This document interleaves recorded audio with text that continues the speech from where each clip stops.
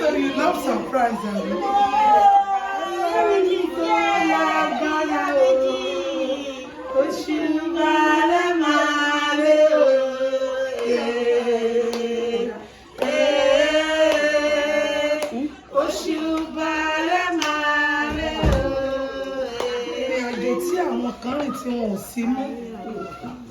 Ìrìn àjò táwọn kan rìn tí wọ́n ti ya wèrè, àwọn tá a jọ bí yín nígbà kan náà tó jẹ́ pé sàárè ni wọ́n wà, ẹlòmíì ń káàkiri kò tiẹ̀ ní destination. Nínú ohun rere tí àwọn èèyàn ṣe ẹlòmíì ò tiẹ̀ tí ì dáwọ́ ni Ọlọ́run tó wá yà ẹ́ sọ́tọ̀ tó fi ohun rere dán ẹ wò tó tún wá fi ẹ́ sí 4th floor ní ayọ̀ àti àlàáfíà tí ò jẹ́ kí èní jẹ́ ọjọ́ ẹja lọ fi flower beautify ibi tí wọ́n sí sí. Ọlọ́run tí ò jẹ́ kán sọ pé á ti ẹ̀ ń tọrọ gbogbo fún kò tiẹ̀ sí ìtò bá lára mu. A dá gbogbo ògo àti ọlá padà sọ́nà yín lórí ìránṣẹ́ yìí. Ní àkàsọ̀ tuntun lórúkọ Jésù ẹsẹ̀ rẹ ò ní yẹ̀. Àkàsọ̀ tó gùn iṣẹ́ ẹsẹ̀ rẹ ò ní yẹ̀. O ò ní ṣubú ara. O ò ní ṣubú ara. O ò ní ṣubú ẹ̀mí. Tá a bá rẹ́nikẹ́ni èèyàn bí èèyàn tó ní mo fi tán ẹlẹ́nu wò ni o kò ní tẹ̀síwájú ó yẹ ẹ̀mí ẹ̀hún ó yá fi ṣòfò dànù. Gbogbo tó kó dání pátá ní rere kan kò ní sọnù níbẹ̀.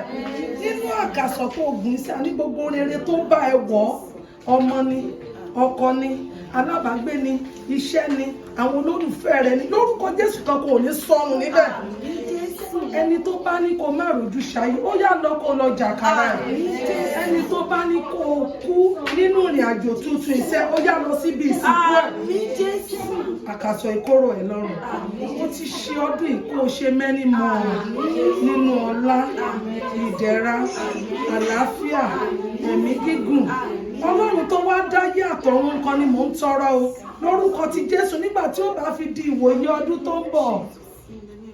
Ó ní ọmọ wà nínú àṣírí Ọlọ́run ni.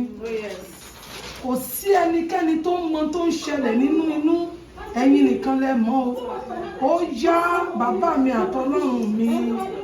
Ó yá ọlẹ̀ ọmọ nínú inú ó yá kó sọ.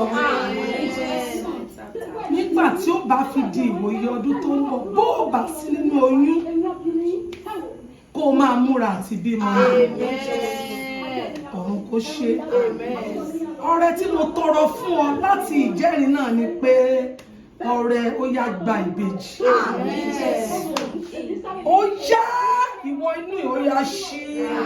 Ó ní ta ní àwọn òkè wọn níwájú Serúbábélì ó ní òkè kéékèèké òkè wíwìnwín ó ní kí lẹ̀ dúró ṣe ó ní kẹ́ ṣègbè sọnù tó bá rí bẹ́ẹ̀ gbogbo ìdíwọ́ àti ìdènà lágọ̀ọ́ ara ó yẹ gbiná sọnù. Orin ọpẹ́ gbogbo ẹ̀yìn ọ̀rẹ́ o gbogbo ẹ̀yin tẹ́ ń ṣàmì lórúkọ Jésù ẹ ò ní kánjú kú ẹ̀yin ò ní fi ilé yín sílẹ̀. Ẹ̀yin tẹ́ ń wojú Ọlọ́run fún ọkọ tí ń bá ní dalẹ̀ ọ̀run kó yọ̀ǹda fún yín. Ẹ̀yin tẹ́ ń wojú Ọlọ́run pé ìjọ́wọ́ náà tiẹ̀ kí èmi náà kú oríire ó yá nínú ọdún rẹ̀ gbẹ oríire yín o ó dẹ̀ ti rí bẹ́ẹ̀ o Jésù agbára wa àmín àmín àmín lórúkọ Jésù.